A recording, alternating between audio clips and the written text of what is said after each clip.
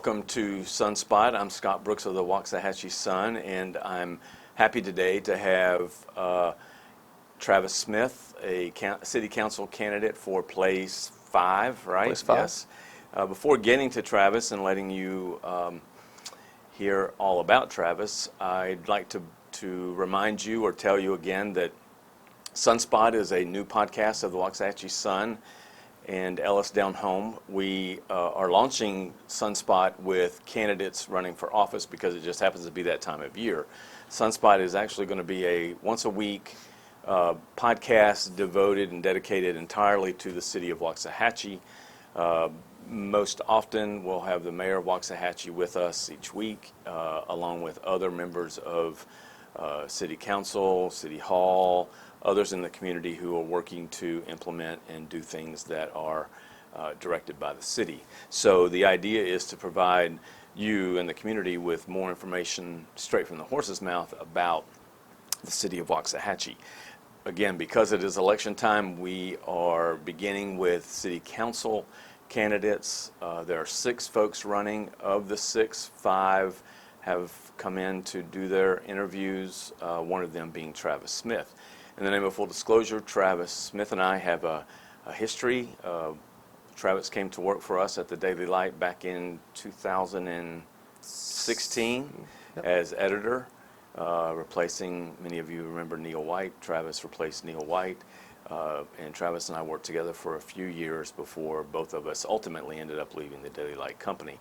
So again, I'm happy to have Travis here, and like with the other candidates, just want to give you an opportunity to have insight into Travis and his passions and interests and motivations for being in office.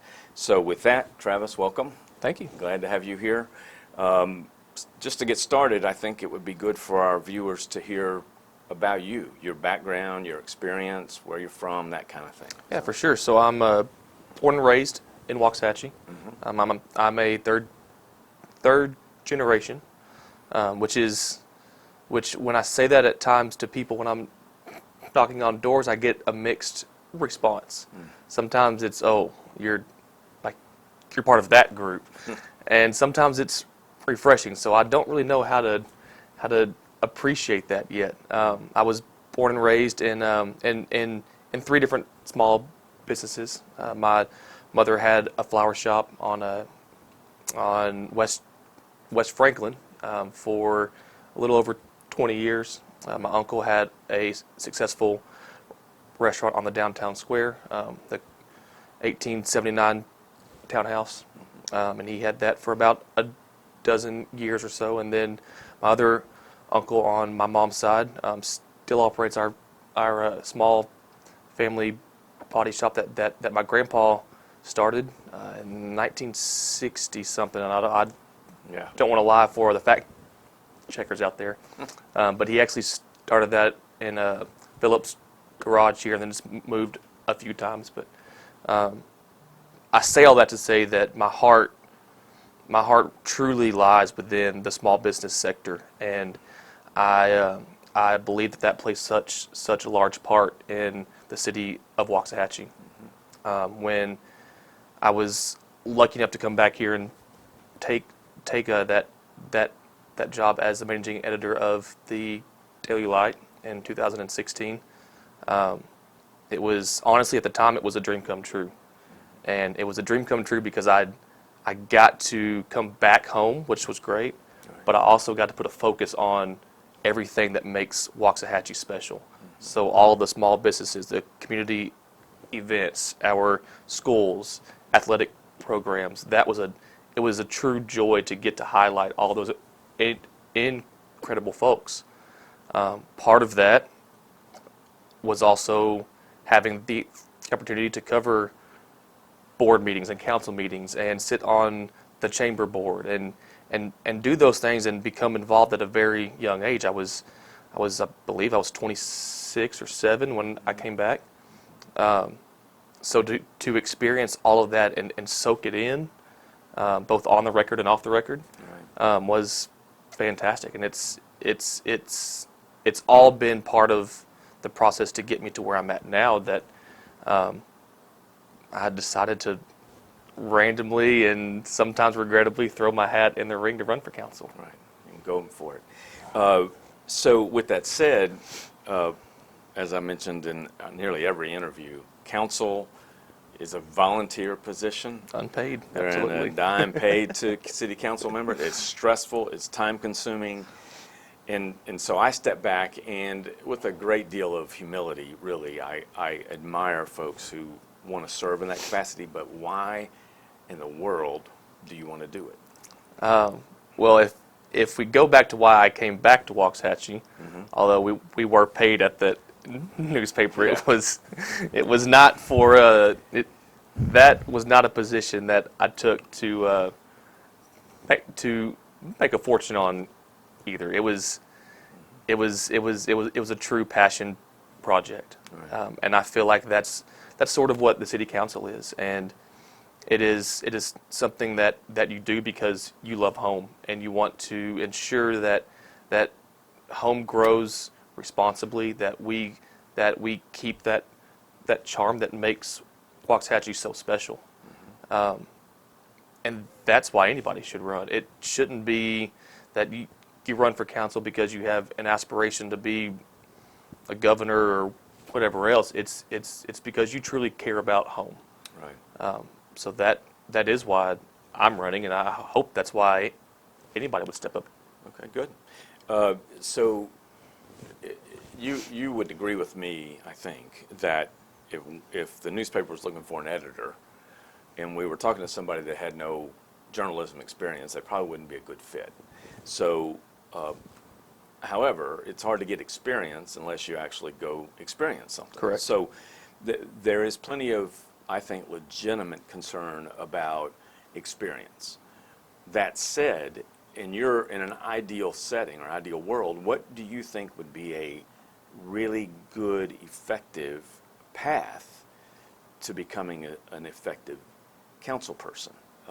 Experience, you've heard of the old thing, somebody's got 30 years of experience, but they've got 1 year of experience 30 times as opposed to 30 years of real experience. Yep. So sometimes experience can be as much a burden as it can a blessing. But when it comes to city governance, it is important, I think we agree, it's important that people know what they're talking about. And for those that don't know what they're talking about, it's usually easy to spot. So just what do you think would be a good path for somebody to arrive or land in a city council seat? Yeah, and that's something that I've seen. There was a column in your newspaper on Sunday that kind of addressed that. But no two leaders are born the same way. So to say that there's any one set path would be trying to put somebody into a box and expecting everybody to learn the exact same way. Being involved is huge, for sure. But more importantly than that, developing the ability to listen and absorb far outweighs anything else. So for my path, right, I've covered hundreds, maybe even close to 1,000, but I'll just say hundreds of council meetings from Stephenville, from Brownwood, from Glen Rose, Waxahachie, Midlothian, and all of the surrounding towns. So we've sat in and listened to the budget workshops. We've sat in as they've worked with the ISDs to develop plans for growth. We've done all of that. So to say that somebody that has been in the newspaper realm has an experienced counsel is again trying to put somebody into a box that's just not fair. To that same point, what all of that experience taught me is that I don't want to be the smartest person inside the room. I want to be able to go up to the smartest person and ask them, hey, here's the dilemma that we're facing now. What in your previous experience helped you deal with this? And I want to gather all of that information before I even make my own. And that's one of the unique things that I think I bring, is that I'm not afraid to pick up the phone and call a Kevin Strength or a Chuck Beatty or a Mark Singleton or whoever it is that needs to have their voice heard, I'm not afraid to pick up the phone and call them and ask them, hey, when you did this in 1995, how did you handle the situation then? And do you have any advice for now? So I say all that to circle back and say that there's no one size fits all to find somebody to step up and want to run for city council. Okay. So do you let's think back, say the past 4 or 5 years. Do you think inexperience has raised its ugly head on city council, and do you have you had any concerns about that? So I would say yes. There have definitely been times when inexperience and lack of communication, not amongst the council members, but maybe just maybe members of the current council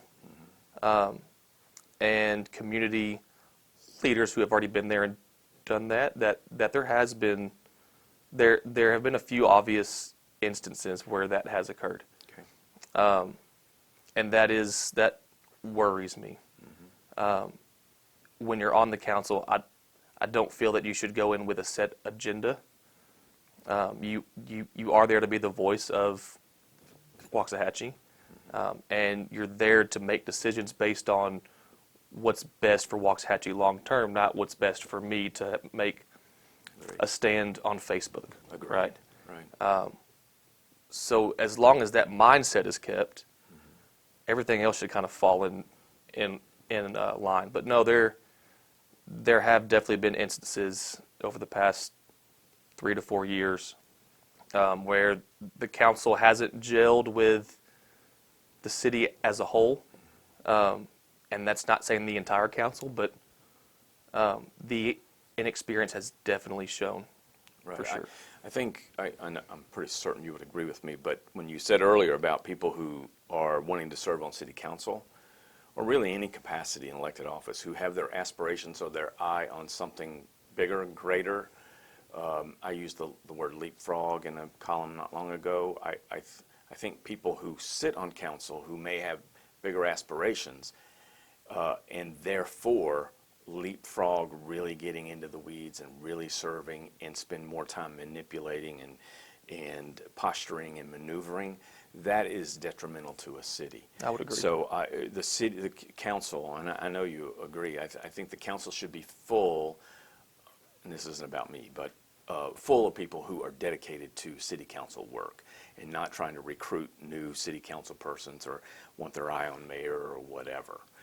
What we need here, because Waxahachie deserves it, as you well know, are people totally dedicated to city council work. I agree. Do you think the city is well run right now?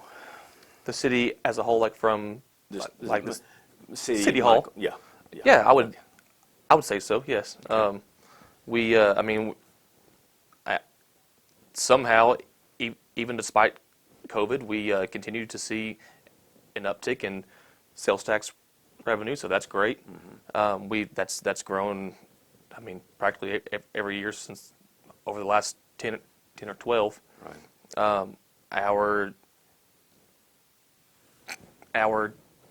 Our downtown area is thriving, which again, despite the COVID stuff, so that's also great. I mean, there's nothing really to complain about from a city standpoint, and we see that with the number of homes here. I mean, and the people are flocking here not because it's a poorly ran city. They're flocking here because they love what they see here. Right. So that is a good segue. It's further down on my list, but I'm going to use it now. In terms of last week, there was a forum, public forum. Many of you may have seen it, heard it, watched it, during which a couple of council candidates, both of whom, particularly one who continues to run down the city almost perpetually, but another, actually one of your opponents who isn't named Chuck Beatty, had some pretty strong statements about city and city council. Those, as I used the word the other day, incriminations included the city being so bad that people are turning to divorce and alcoholism, or that it's just horrible, or that people don't know city council. I mean, there were so many labels used. I think it's important for people, when we want to be nice and we want to be professional when we run, when you guys run, but there you can be professional and nice and still call it the way you see it. And as from a newspaper publisher standpoint, that was unacceptable on every level. But what about you? How did you feel about the things you heard, particularly given what you just said about the city? Yeah, so I had a couple glasses of wine last night, and it was not the fault of anybody that's on the city council right now. No, it was the display that you're referring to, and I saw quite a few folks on social media who poked some fun at it, showed some concern about it. I've had quite a few more who have reached out to me directly, and it's the kind of divisiveness that we don't need. It's the kind of divisiveness that would not make me proud to have that on our city council at all. And it's also the kind of divisiveness that has the older generation a little afraid of the under 40 crowd. We cannot allow for that kind of language or outburst or false blame to come from somebody who wants to be a young leader. There's a reason why I've worked with Sandy at the Chamber of Commerce to start the 40 under 40 group. And it's to bridge that gap and find the leaders of tomorrow, because there is a huge gap between folks who want to step up between the ages of 40 and 45 to about 60. There's a huge gap there. And our goal with that group is to bridge that gap and create a culture of genuine leadership that cares. To put it bluntly, it was embarrassing what I saw up there, or what I heard up there. And I mean, if you go back and watch the video, the first time that a divisive word was used, it took me aback. I jumped at it. I was not expecting that to.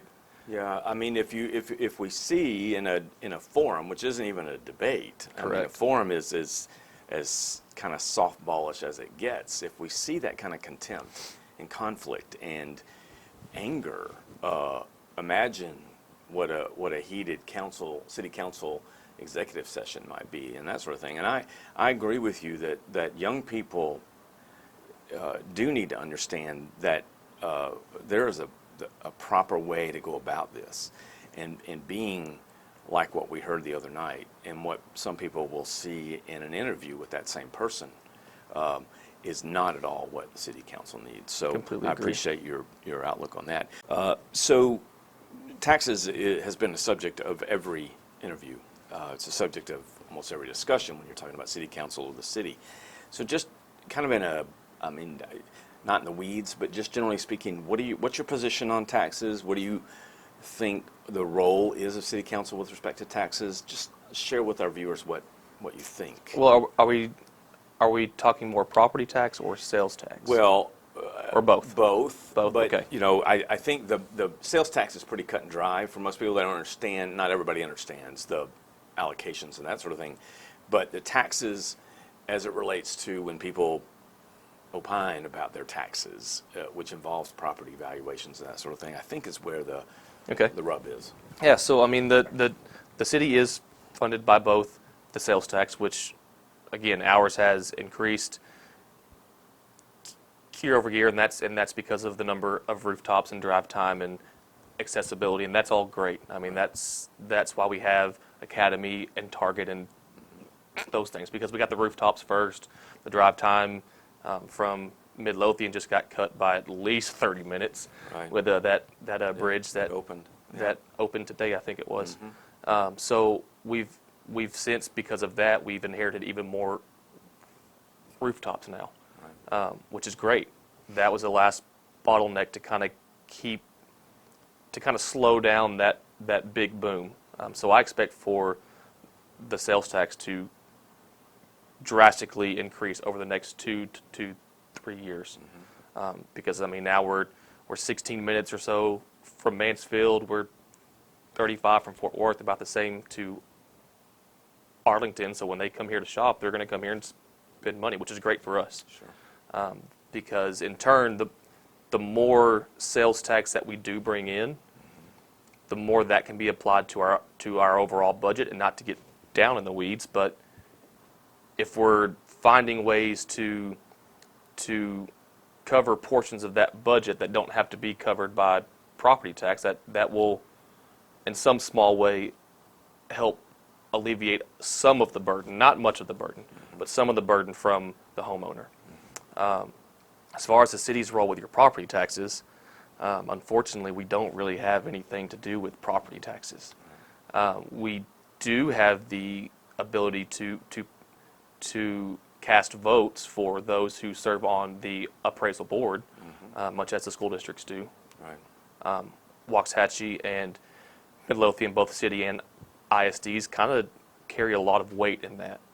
Right. So selecting folks who will then sit on that board could help, but that's not a process that I've been involved in, and that's a process that I've seen play out, and I've seen the behind the scenes on it, Right. but I haven't been involved in that yet. But in regards to just the tax rate itself, the city does set that. It has not increased in, I don't know the number of years, but it has not increased. It's gone down Right. on the city side. Right. When folks start to talk about wanting to lower the tax rate more or take off a penny, well, yeah, that sounds great in theory, to stand on a soapbox and say, I want to take 1 cent off of the property Right. tax, or off the tax rate. Right. That's going to save, what, $100 if for every $100,000, for every $100,000 valuation, that's going to save you $100. Right. Well, that's also going to cost you a police officer or a firefighter or an essential service, because you can't cut the budget without cutting a service. Right. And that's one thing that I don't plan to do at all on the city council. I don't plan to have to go tell Chief Goolsby, hey, you're going to have to lose 3 police officers because we decided to lower the tax rate by a penny. Right. That's just not the way that a city grows responsibly. Right. So when we hear, and we do, city council candidates running around talking about they're going to lower taxes and this city council or the mayor is responsible for raising taxes and that sort of thing, as a citizen out there, I'm asking, pleading almost, that you not buy that. Because as Travis said, there's only certain things the city council can do, and that has to do with the tax rate.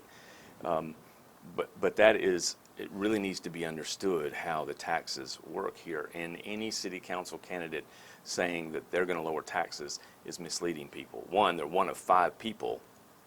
And number 2, there's only so much that a city council person can Correct. do. All right, so with respect to taxes and tax incentives, we know that's been a popular subject. It was at I think it might have come up the forum the other night, but it has been a popular subject on social networks and other places about why do we continue to give businesses, whether it's retail or manufacturing, why do we give them deals? I happen to be a proponent of responsible tax incentives. What's your position? Yeah, so tax incentives and abatements are a great way, if used correctly, and I'll use the example of the Google data centers. Now, eventually, Google will be supplying quite a bit in property taxes to the cities of Midlothian and Red Oak, in theory. When I was in Glen Rose there, in theory, the power plant there was going to do the exact same thing. Now, there were a few more employees at the power plant. There were about 60. The Google data centers were being told will have between 20 and 30 employees. Right. But I also sat in on 3 different trials where Comanche Peak fought to lower their burden and they won because they had the lawyers to do that. Right. So that to me was an instance of a bit short-sighted and irresponsible use of tax incentives. When used correctly, like at our who just had their groundbreaking Kiro Yeah. Enterprises. Right. Now they're going to bring 100 jobs, 150 jobs. That's a responsible use of it. Right.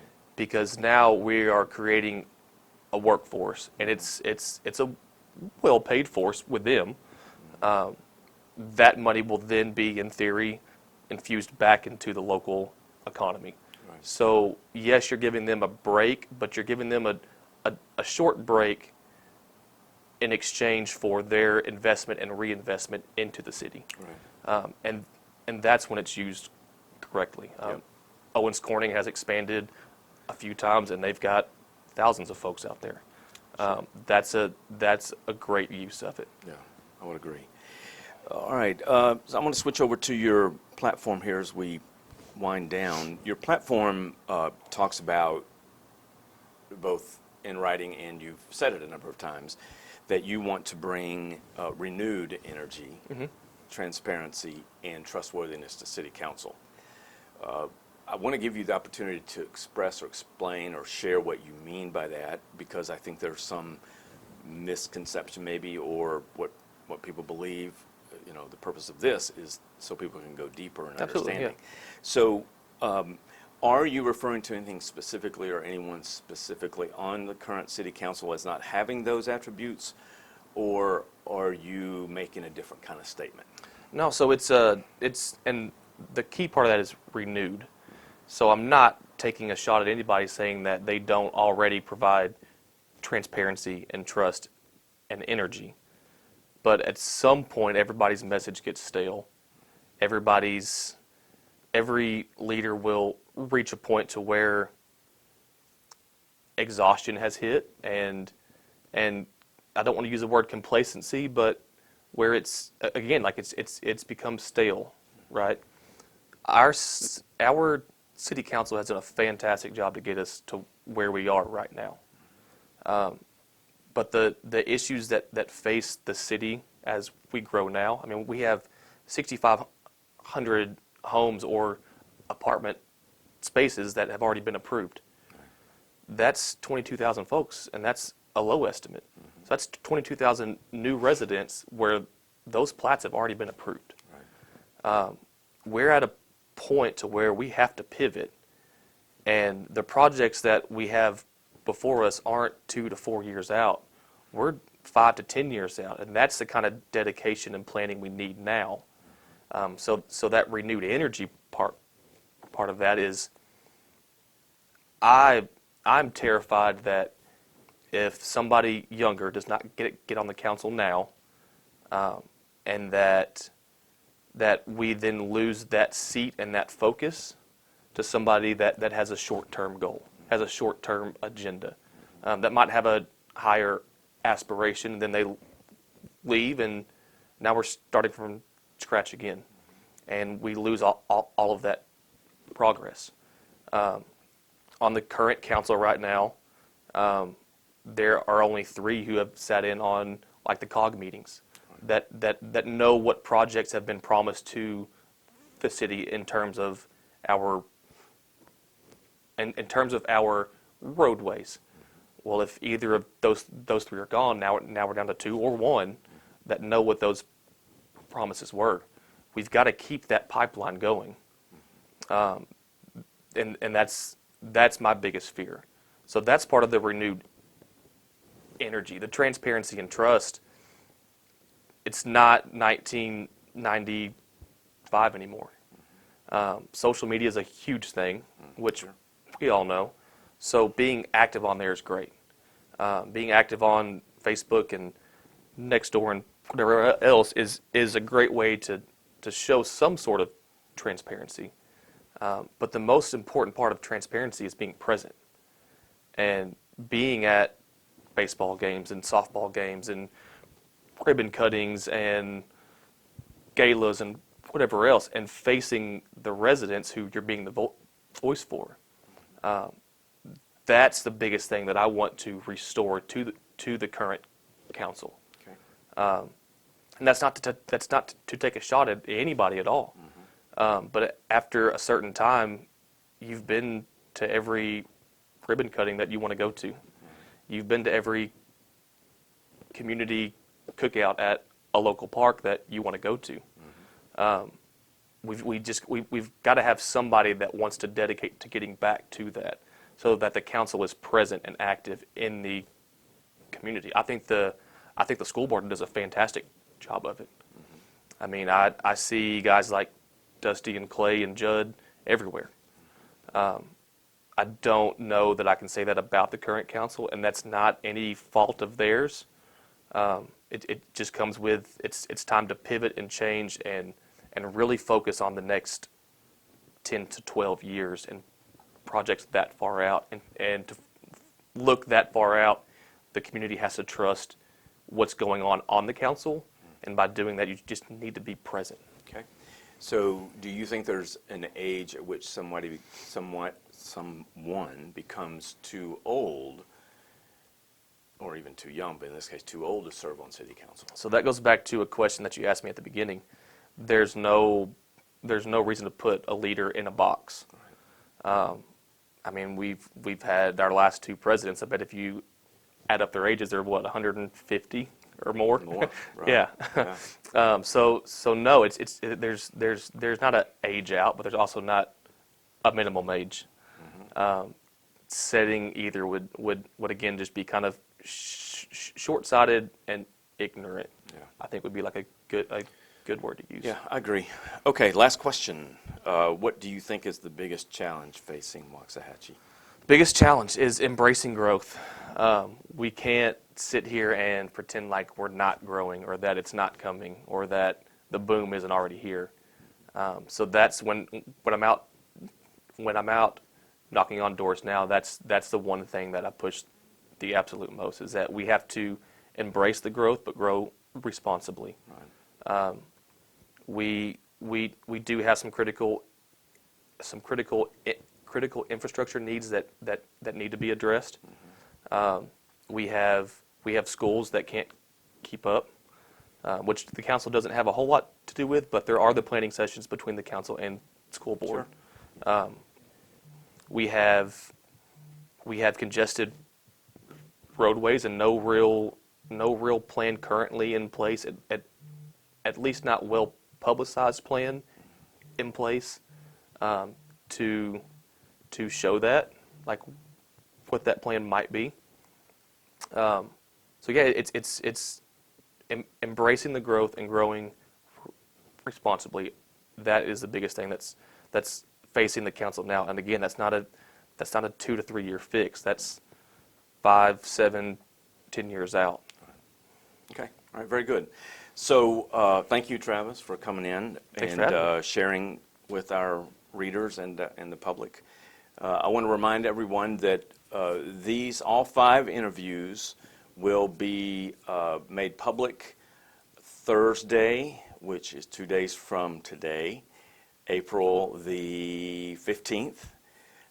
We will put them all out at the same time on all of the Waxahachie Sun and Ellis Down Home platforms.